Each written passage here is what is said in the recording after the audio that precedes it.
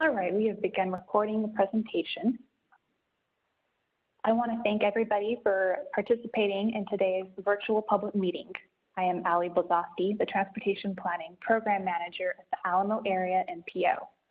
Our goal with this meeting today is to share information about the MPO's role in air quality and to give our community a chance to offer comments about the MPO's transportation plans and the impact those plans are projected to have on a specific air pollutant we know as ozone.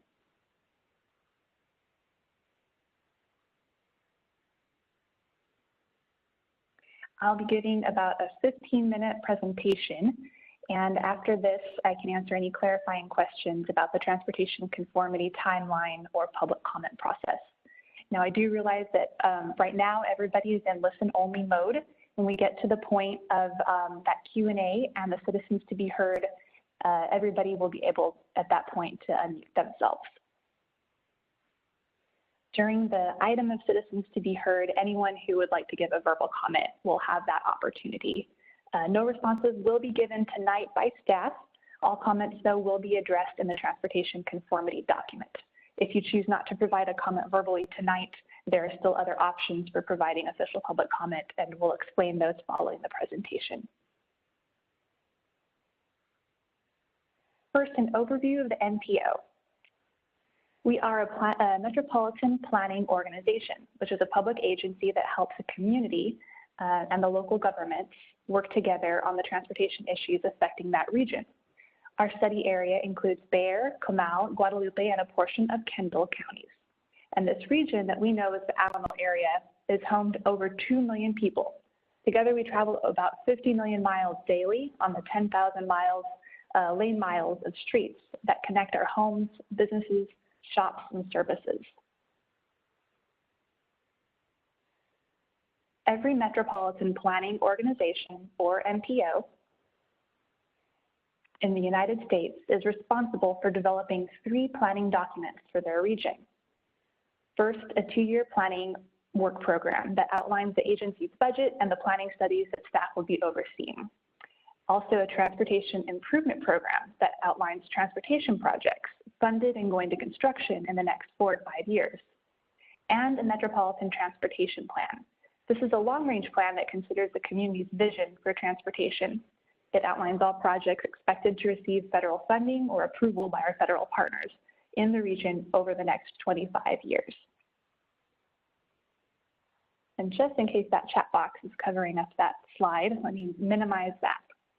This 4th planning document is our transportation conformity document. It's a relatively recent responsibility for the Alamo Area MPO or AMPO. Let's dig into why and what it is.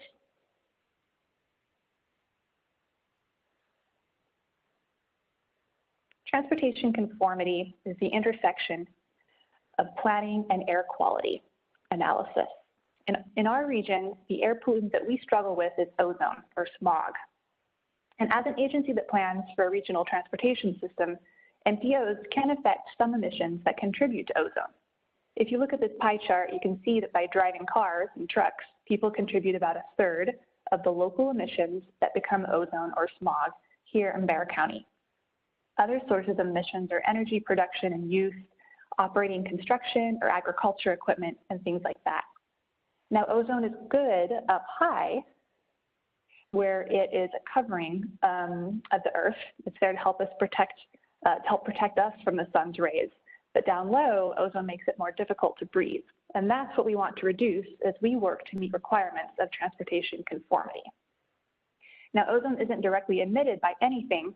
It is formed by a chemical reaction with sunlight and emissions that escape when you burn fuel driving or fill up your gas tank at the station, or if you're applying artificial fertilizer or something such as that onto your lawn. Does it really impact our community? Well, ozone is especially dangerous to people who are young, people who are older adults, people with respiratory illnesses like asthma, and those who spend a lot of time working or playing outdoors. Short-term exposure to ozone can give you respiratory reactions like a runny nose or coughing. And with long-term exposure, ozone can actually reduce your life expectancy by impeding healthy lung development. The National Clean Air Act recognized the impact of air quality on our health and charged a national agency, the Environmental Protection Agency, or EPA, to research how much exposure to air pollutants is unhealthy and to review and revise those levels from time to time. The EPA now looks for areas, ours included, where healthy standards are no longer being met and works with those areas to attain the standard again and maintain it into the future. Now, when we talk about air quality standards, the technical word there is NAAQS, National Ambient Air Quality Standards. Ambient air is a sciencey way to talk about our outside air. And so that's what I'm referring to when I talk about our air quality standards.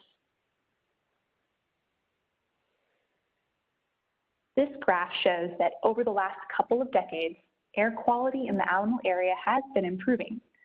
How much ozone is measured in our air, as shown here by these three lines generally sloping downward, has decreased.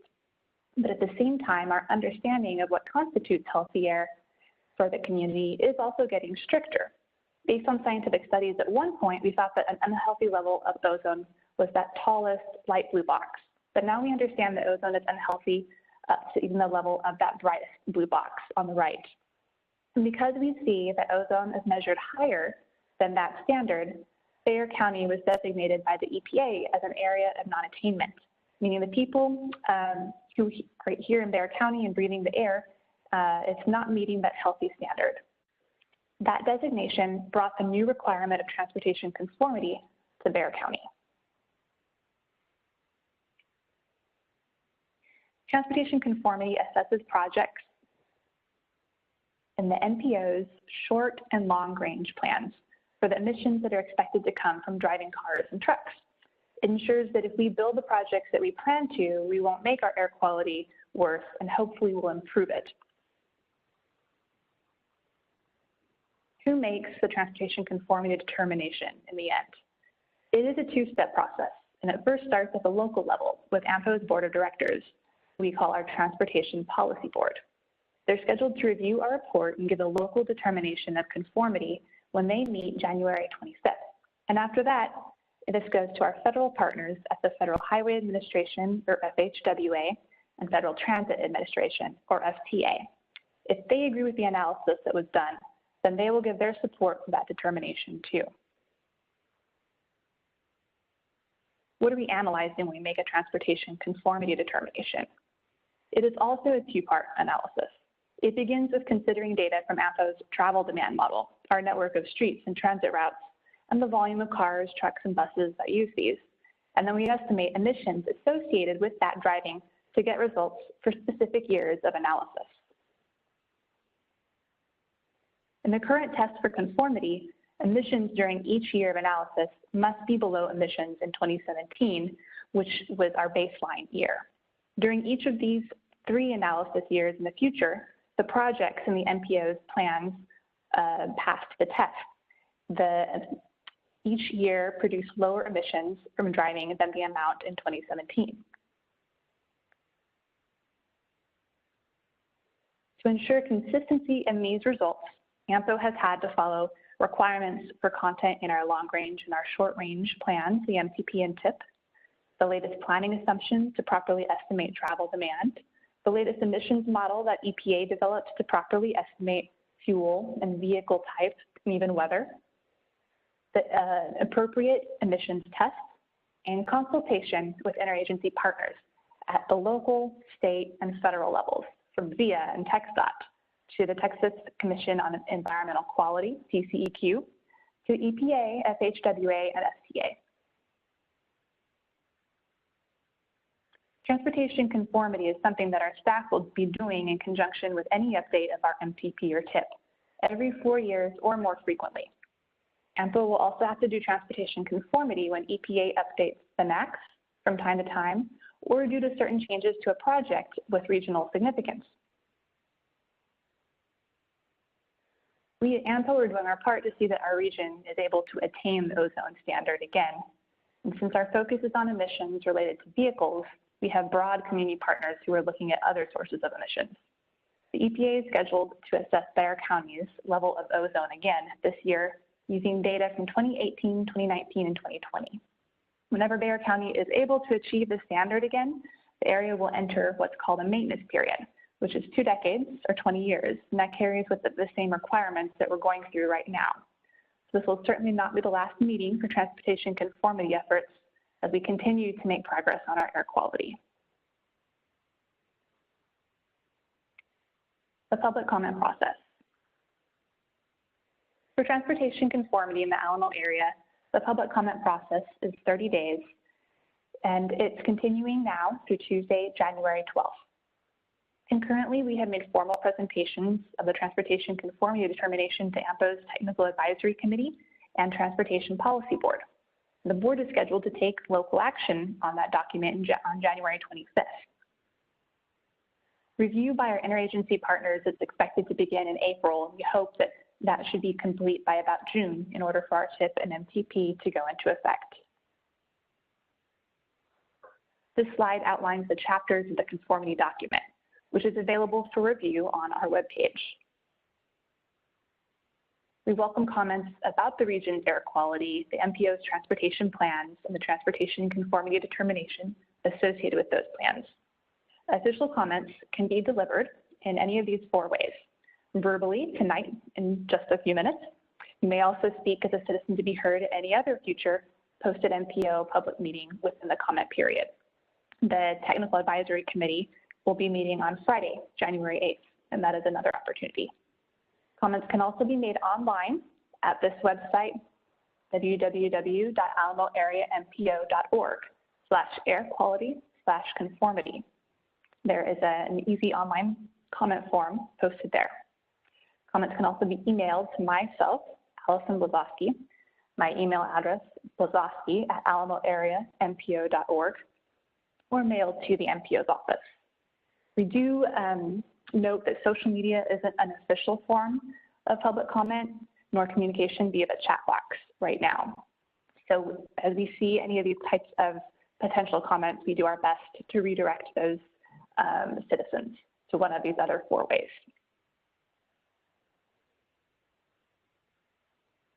All comments that are received tonight and during the public comment process will be documented in the appendix of our transportation conformity document. And we'll address these with an answer so it's available for everybody to see. We won't be giving any responses during the meeting today, but if you do provide a comment and wish to have a direct response to your own email or post address you're able to provide, that point of contact will be sure to follow up with our response to. I will conclude the presentation at this point by asking if there are any clarifying questions on the public comment process or the conformity timeline. I'm going to allow anybody to unmute themselves in just a moment.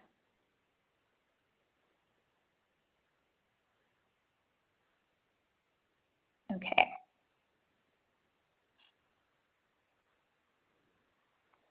So if anybody on the call would like to ask a clarifying question, please feel free to speak up.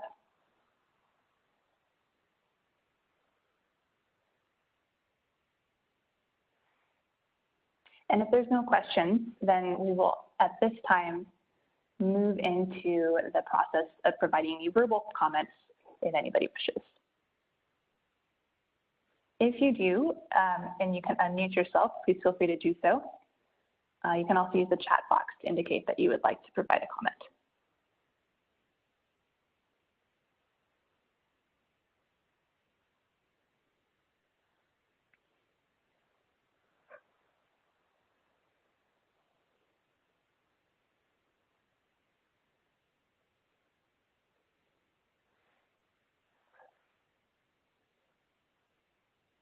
With no verbal comments being requested at this point, let me flip to our screen that shows the meeting agenda. And we've gone through the agenda, and at this point would like to remind everyone that comments are still being taken through January 12th. That's next Tuesday. Again, you could Sign up as a citizen to be heard at any posted MPO public meeting through that time, such as the TAC meeting on Friday, January 8th. You can submit your comment online at our Conformity webpage via email to myself or by mail to the MPO office. The recording of this presentation will be posted no later than tomorrow morning to that same Conformity webpage. So if you'd like to re-access it, or for anybody wishing to watch it in the future, it will be available there.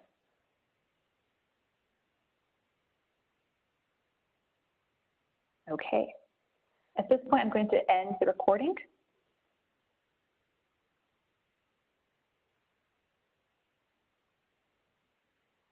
Everybody have a good night.